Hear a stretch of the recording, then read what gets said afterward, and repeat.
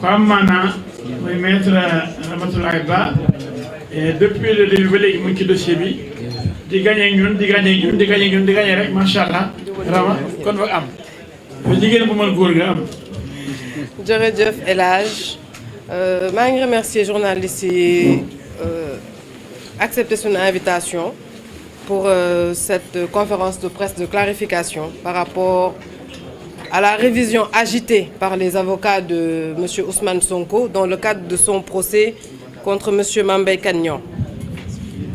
Tout a été dit et bien dit. C'est mon confrère Adama Fall, en commençant son propos, il a parlé de football. Je vais lui emboîter le pas. Football dafay ànd ak fair play. ñii nag dafa mel ni dañoo bëgg duñu dóor di dem di làqu ji fenn foo xam ne ñun duñu mën a fayu wante incha allahu rabbi ñun fayu moom mën nañ ko def nañ ko ñeenti yoon te ñeenti yoon yëpp ndam lañ ci am. lu tax may wax loolu mooy boo xoolee ñoom ba ñu defee seen requête en révision xam nañ adresse u Mame Mbaye Kane Niang xam nañ avocat wu Mame Mbaye Kane Niang yi mais adresse bi ñu ko bindal dëkkul sax foofu dañoo bind Mame Mbaye Kane Niang demeurant à Ngor point Mame Mbaye Kane Niang kenn la dëkk Ngor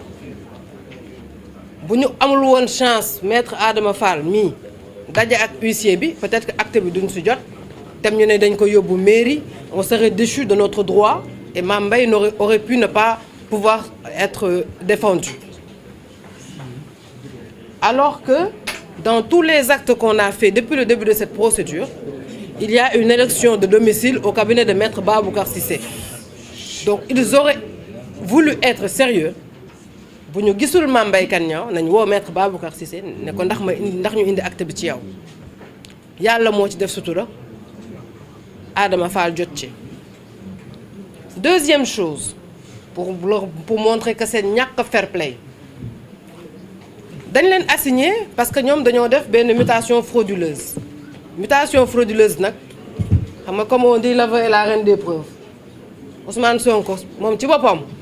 bés bi muy def conférence lan la woon sax mooy conférence de presse mooy bi ak ministre am boobu noonu doon ne yaay bakkan ko la amul doo ñan du xaw ma un truc là comme ça ba muy def noonu bés boobu la wax ne que rapport bi ci internet la ko gisee. Avant loolu il a dit devant les enquêteurs que rapport bi yor na ko mu ngi ci loxoom mais du ko jox enquêteur police moom juge rek la koy jox xam na ni lu mu wax jaaduwul pour changer la donne mu dem ca meeting am boobu ne rapport bi mu ngi internet. Ce pré-rapport qui est sur internet qui y est depuis 2018 que tout le monde a vu n'est pas un fait nouveau.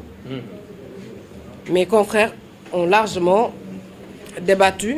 sur ce point.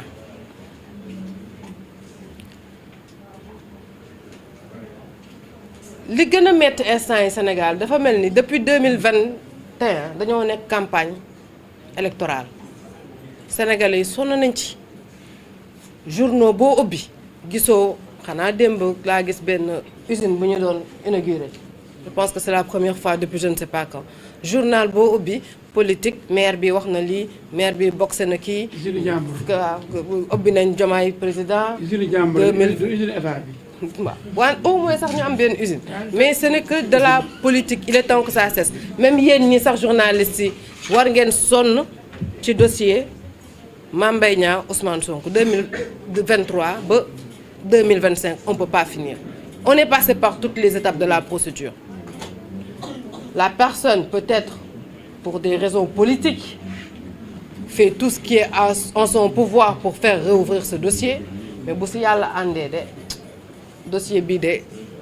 yaakaaruñu mu am ci ndam de bu dee dañoo topp yoon kese dossier bi daal yaakaaruñu mu am si ndam li ma leen doon wax sànq mooy moom ba muy def meeting am boobu moom moo ne Mame Mbaye Niang du laal 15 ci 200 millions yi ndaxte moom benn bien immobilier la am moom moo ko wax de benn bien immobilier moom la am te pour éviter que maam jël ko daf ko def ci turu ay doomam moom moo ko waxal boppam ay avocat am ñëw fii di conférence de presse waxaat wax gi loolu yoon daf koy tere. Soustraction lan la soustraction frauduleuse dissimulation frauduleuse de ses biens. Il a organisé son insolvabilité pour qu'on puisse pas. Alors on a d'autres moyens à part sa maison pour récupérer ces 200 millions. Mais comme mon petit terrain boobu la ñu wot baa ñu wuyu ko ci rek toujours dans le fair play parce que nous sommes des avocats fair play. moom moo ko wax léegi ñun on a fait une assignation pour enlever pour que la mutation pour que le bien revienne au nom de Ousmane Sonko. Mais imaginez que sunu huissier ba mu demee di leen jox assignation bi ay gendarme lañ fa teg ne huissier bi du yegsi ngeen foog ne loolu gém bi noonu la war a demee non ça ne doit pas se passer comme ça.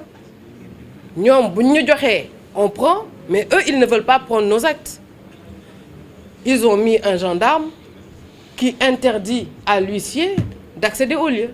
mais heureusement que yoon tamit am na beneen yoon bu ñu may mooy yóbbu assignation à mairie léegi mu ñoom bés bu mu leen safee rek ñu dem mairie dem jëli acte ba de toute façon ñun ñu ngi leen di xaar tribunal assigné nañ leen pour